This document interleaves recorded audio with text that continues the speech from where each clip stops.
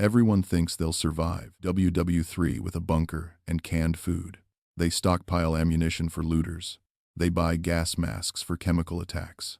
One threat, one purchase, one fantasy. But here's the thing nobody wants to admit. WW3 doesn't care about your prep checklist. What happens when it's not just bombs? What happens when it's bombs and cyber attacks and biological agents and infrastructure collapse and contaminated water and communication blackout? What happens when every system fails simultaneously? Your bug-out bag with 72 hours of supplies, useless when the crisis lasts 7 years. Your tactical gear, meaningless when you're catatonic from PTSD in month 2. Here's the truth. Survival isn't about gear. It's about competence. It's 42 specific skills that integrate into a system that doesn't care which flavor of catastrophe shows up. Today, we're not building a bug-out kit. We're building you into someone who survives anything. Let's start with the skills nobody talks about. The first skill isn't water purification. It's not fire starting. It's not even first aid. It's maintaining psychological stability when your world ends. Most people don't die from lack of supplies. They die from decision paralysis. They die from sleep deprivation that destroys judgment. They die from social friction that tears survival groups apart. Your tactical gear means nothing if you're catatonic from PTSD. Skills 1 through 7. The psychological foundations that separate survivors from casualties. Skill 1. Managing acute stress without freezing. Your brain wants to shut down. Practice decision-making under pressure before the pressure is real. Cold showers at 3 a.m. Time-limited choices with consequences. Physical exhaustion plus complex problems. Train your nervous system to function when it wants to collapse. Skill 2. Preventing decision paralysis through pre-committed protocols. You decide now what you'll do then. Evacuation triggers. Supply distribution rules. Threat response hierarchies. When your brain floods with cortisol, you don't think. You execute predetermined plans. Skill 3. Maintaining routine under chaos. Sleep schedule. Meal schedule. Work schedule. Humans need structure, or we fragment psychologically. In the siege of Sarajevo, survivors maintained daily routines. Schools, theaters, not because they were safe, because routine prevents mental dissolution. Skill 4. Sleep discipline in hostile environments. You need 6 hours minimum. Not negotiable. Sleep deprivation kills judgment faster than starvation. You make fatal mistakes. You turn on allies. You miss obvious threats. Protect your sleep like ammunition. Skill 5. Controlling fear response through exposure. Fear is information, not instruction. Practice being afraid in controlled settings. Learn your body's fear signals. Distinguish real threats from anxiety. Most people die from panic, not danger. Skills 6 and 7. Building social trust networks and de-escalating conflict. The lone wolf dies first. You need people. But people under stress become paranoid, aggressive, territorial. You need to read social dynamics, diffuse tension before it becomes violence. Build trust when everyone's default is suspicion. In Syrian urban warfare, survival rates in cohesive groups exceeded individual survival by 400%. Your mind is your primary survival tool. Everything else is secondary. Mental stability means nothing if you die of dysentery in week 2. Let's talk about the physical survival fundamentals that actually work in wartime conditions. You know how to purify water. But do you know how to do it silently? You know how to start a fire. But can you do it without smoke signature? Welcome to Skills 8 through 14. Core physical survival with wartime reality layered on top. Skill 8.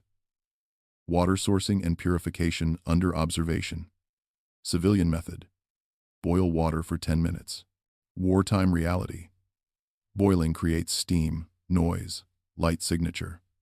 You need chemical purification tablets, Millbank bag filtration, or UV sterilization.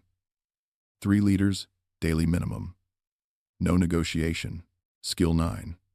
Fire without smoke signature. The Dakota fire hole. Dig 2 connected chambers underground. Air flows in one hole. Combustion happens below ground level. Heat rises through the other. No visible flame. Minimal smoke. You stay warm without broadcasting your position. Skill 10. Shelter concealment in urban and rural environments. Your shelter doesn't just protect from weather. It protects from observation. Basements over upper floors. Natural cover over open ground. Blend with rubble patterns. Thermal signature management. If they can see you, you're already compromised. Skills 11 and 12. Field, trauma care, and infection prevention. 20% of combat casualties die from controllable bleeding. You need tourniquets, hemostatic gauze, pressure bandages, chest seals. Not a first aid kit. A trauma kit. Application under stress. In darkness. On yourself. An infection kills more than bullets in prolonged conflict. You need wound irrigation, antiseptic protocols, and the discipline to change dressings even when supplies are scarce. Skill 13. Caloric efficiency under scarcity. You're not eating 2,000 calories daily. You're eating 1,200 and staying functional. Your body adapts or you fail. Protein priority. Fat for energy density. Carbohydrates when available. You learn hunger, real hunger, before the war. You know the difference between discomfort and actual starvation. Skill 14. Food preservation without refrigeration. Salt curing. Smoke preservation. Fermentation. Drying. You find 50 pounds of meat. If you can't preserve it, you waste 45 pounds. In a resource-depleted world, waste is immoral. Waste is tactical failure. Each skill paired with its civilian version stripped away. These skills keep you alive in the first week. But WW3 doesn't end in a week. When infrastructure collapses completely, you need skills that operate in a destroyed world. The power grid fails on day 1. On day 30, the real dying begins. Here's the cascade nobody prepares for. Power fails, water treatment plants stop, sewage systems back up, disease vectors multiply. Within 72 hours, cholera risk spikes. Within 2 weeks, typhoid becomes endemic. You survive the bombs. Skills 15 through 21. Infrastructure collapse adaptation. Skill 15. Long-term water sourcing without municipal systems. Rainwater collection with first flush diversion. Groundwater assessment. Natural spring identification. You need 15 gallons per person weekly for drinking, cooking, hygiene. That's 780 gallons per person per year. Skill 16. Waste disposal to prevent disease. Human waste becomes biological warfare if mishandled. Latrine placement downhill from water, minimum 200 feet. Proper depth. Lime treatment. Covering protocols. 90% of medieval plague deaths were sanitation-related. History doesn't care that you have modern weapons. Skill 17. Improvised sanitation systems. Composting toilets. Gray water separation. Washing stations with runoff control. The science is brutal. Fecal-oral contamination routes will kill your group faster than enemy action. Skills 18 and 19. Recognizing contamination and personal decontamination. Chemical agents smell like almonds, geraniums, newly cut hay. Biological agents have no smell. Radiological particles are invisible. You need indicators, test strips, basic detection methodology, and when contaminated, decontamination protocol is simple. Remove outer clothing without touching your face. Wash exposed skin with soap and copious water. Speed matters. Every minute counts. Skill 20. Basic electrical generation and storage. Solar panels degrade. Generators need fuel. You need hand crank systems, bicycle generators, thermoelectric options. 12 volts charges communication devices, powers LED lighting, runs water pumps. You're not powering a house. You're powering survival infrastructure. Skill 21. Communication without internet or cell networks. Ham radio basics. Dead drops. Visual signals. Message protocols. When centralized communication fails, you revert to decentralized methods that governments can't shut down. You need to coordinate without being traced. This is where most prepared people fail. They prep for disaster, not for aftermath. They think 3 days ahead, not 3 months. Contamination can kill you in weeks, but isolation kills you faster. The lone wolf dies first. You need skills that make you valuable to a community, not just self-sufficient. Pop quiz. How long can you survive completely alone in a war zone? Answer: not long, and you'll die miserably. Survival is social, which means you need contribution skills. You need to be valuable, or you're a resource drain. Skills 22 through 28. Community value and social integration. Skill 22. Basic mechanical repair. Vehicles, generators, tools. You don't need to be a master mechanic. You need to diagnose problems, perform field repairs, keep critical equipment functional. When the repair shops close, the person who can fix a water pump becomes indispensable. Skill 23. Improvised fabrication and modification. You need a bracket that doesn't exist, a mount for equipment, a replacement part for something broken, basic metalworking, wood shaping, plastic forming. You create solutions from available materials. Ingenuity becomes currency. Skill 24. Scavenging assessment. What's valuable? What's dangerous? That abandoned building contains either resources or hazards. Chemical storage, structural instability, contamination, booby traps. You learn to read environments, identify what can be salvaged, avoid what will kill you. Skills 25 and 26. Teaching others and medical triage. You know something others don't. Teaching multiplies your value. You become force multiplication, not just individual capability. And medical triage in mass casualty scenarios means making impossible decisions. Who gets treatment when you can't save everyone? It's brutal mathematics. Save the savable. Comfort the dying. Move on. Skill 27. Security protocols and perimeter awareness. Watch rotations that actually work. Overlapping fields of observation. Communication signals. Threat assessment patterns. Most groups fail security through complacency, not incompetence. You maintain vigilance when everyone else relaxes. Skill 28. Negotiation and barter without currency. Money becomes worthless. You trade skills, supplies, information. You assess value, build trust, identify deception.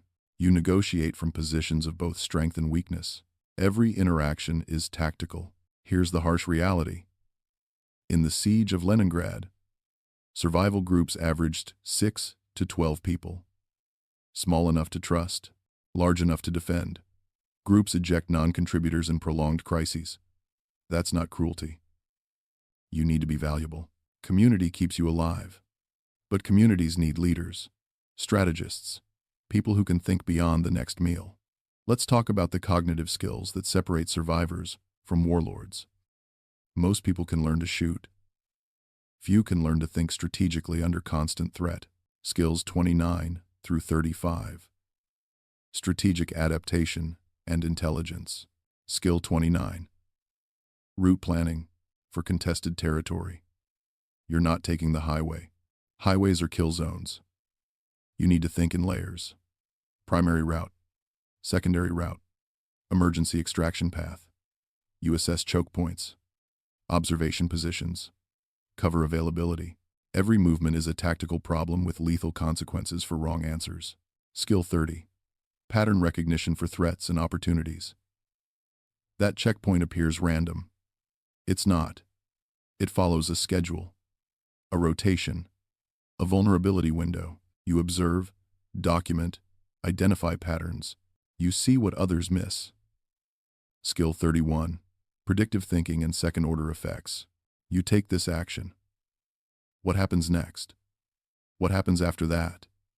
Amateur hour is linear thinking. Professional survival is chess. You anticipate responses, counter-responses, cascading consequences. You don't just solve the immediate problem. You solve the problem your solution creates. Skills 32 and 33. Intelligence gathering and operational security. In urban warfare, 80% of tactical advantages come from information, not firepower. You watch intersections, note vehicle patterns, identify authority figures, map resource flows. Human intelligence basics without formal training. An OPSEC is what you don't say, what you don't show, what you don't confirm. Loose lips don't sink ships anymore. They get your group rated at 3 a.m. Skill 34. Resource mapping. You need to know what's where before you need it. Water sources, medical supplies, tool caches, fuel depots, defensible positions. You build mental maps of your operational area. When crisis hits. Skill 35. Adapting plans under changing conditions. Your plan fails. It will fail. The question is whether you can adapt or whether you freeze. You game scenarios. You practice pivoting. You build decision trees in your head. When reality deviates from expectations, you already have contingencies. This is where amateurs become professionals or die trying. Strategic thinking keeps you ahead of immediate threats. But WW3 isn't a sprint. It's a multi-year grinding war. You need skills for the long game, for psychological endurance, when the conflict becomes your new normal. Year 2 of the war. Skills 36 through 42. Long-term psychological and ethical adaptation. This is where we talk about staying human. Skill 36. Maintaining long-term morale. Day 700. Nothing has improved. Hope is a luxury you can't afford, but despair is a death sentence. You need anchors, small rituals, humor. Dark as it is. Purpose beyond survival. You're not just staying alive. You're maintaining reasons to stay alive. Skill 37. Managing survivor's guilt. People died. You didn't. You made choices that saved you and cost others. That weight doesn't disappear. It accumulates. You need frameworks for processing guilt that don't destroy you. Acknowledge it. Don't worship it. Skill 38. Processing trauma without professional help. There are no therapists in the rubble. You have nightmares, hypervigilance, dissociation. You need peer support, basic grounding techniques, and the ability to function despite psychological wounds. Post-conflict PTSD rates exceed 60% in prolonged urban warfare zones. You will carry this. The question is whether it carries you. Skills 39 and 40. Ethical decision-making and maintaining compassion. You face impossible choices. Allocate medicine when there's not enough. Decide who eats. Choose between competing survival imperatives. Some decisions have no good options. You need ethical frameworks that function in extremis. And compassion. When brutality becomes normalized, you need the discipline to remain humane, not because it's easy, because without it, you become the thing you're surviving. Skill 41. Teaching children in conflict zones. Children are present. They're traumatized, confused, losing developmental years. You need to provide education, structure, hope, not because you're optimistic, because children represent continuity. They're why any of this matters. Skill 42. Preserving knowledge and culture. Books burn. Servers die. Institutional knowledge evaporates. You memorize things. You write things down. You teach things forward. You become a repository of information that might otherwise be lost. Medicine, engineering, history, art, the things that make civilization worth rebuilding. You don't just survive WW3. You carry it with you forever. These 42 skills form an integrated system. Miss one category, and you have a fatal weakness. But which skills matter most? Which do you prioritize? Let's build your training hierarchy. You can't master 42 skills overnight. You probably have weeks, maybe months. Here's your training hierarchy. Tier 1. Master first. Skills 1 through 14. Psychological stability and core physical survival. These are your foundation. 60 days to functional competence if you train seriously, not casually, seriously. Practice decision-making under sleep deprivation. Start fires in rain. Apply tourniquets in darkness. cold exposure, hunger exposure, stress inoculation. Tier 2. Develop concurrently. Skills 15 through 28. Infrastructure adaptation and community value. Learn while maintaining Tier 1. Build your sanitation knowledge. Practice mechanical repair. Develop teaching ability. Run security drills with your group. These skills require repetition and real-world application, not just book learning. Tier 3. Long-term development. Skills 29 through 42. Strategic thinking and sustained adaptation. These mature over time. You can't cram intelligence gathering. You can't speedrun ethical frameworks. These develop through experience, reflection, and continuous refinement. Time allocation matters. Spend 50% of your training on Tier 1, 30% on Tier 2, 20% on Tier 3. Front-load the fundamentals. Resources. FM 21 to 76. Survival Manual. SAS, Survival Handbook. Where there is no doctor. Stop the Bleed training. Local ham radio clubs. Community emergency response courses. You need practical instruction, not YouTube theory. Here's the difference between training and cosplay. Testing under realistic conditions. You don't practice in comfort. You practice in cold, in dark, in hunger, under time pressure. Because when it's real, conditions will be worse than anything you practiced. Can you start a fire with wet wood after 48 hours without sleep? Can you apply a tourniquet to yourself with one functional hand? Can you make a tactical decision while physically exhausted and emotionally overwhelmed? If you haven't tested it under stress, you don't actually know it. This is the framework. This is the training path. But here's the final truth nobody wants to hear. Most people won't do this. And that's why most people won't make it. So what are these 42 skills really? Not a checklist. A survival philosophy. They're the difference between being a victim and being a survivor. You won't master everything. The point isn't perfection. The point is adaptability. The point is building integrated competence that functions when your plans fail. Because they will fail. WW3 won't look like the war games. It won't be clean tactical scenarios with clear objectives. It'll be chaos with occasional structure. It'll be every system failing simultaneously in ways nobody predicted. Your 42 skills are your ability to recognize patterns in chaos and respond intelligently. Their psychological stability when others fragment. Strategic thinking when tactics fail. Ethical grounding when brutality becomes normal. The survivors aren't the ones with the most gear. They're the ones who adapt fastest.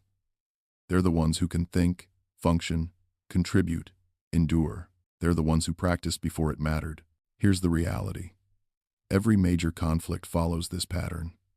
Initial chaos, infrastructure collapse, social reorganization, prolonged grinding struggle. The skills that matter in Phase 1 aren't the skills that matter in Phase 4. You need the full spectrum, and the window for preparation shrinks daily. You can hope it never happens. You can assume someone else will handle it. You can believe your bug-out bag and wishful thinking will be enough. Or you can become someone who survives when civilization collapses. The choice is yours. But don't take too long to decide. The skills you master today determine who you are when the bombs fall. Don't wait until the sirens to wish you'd started.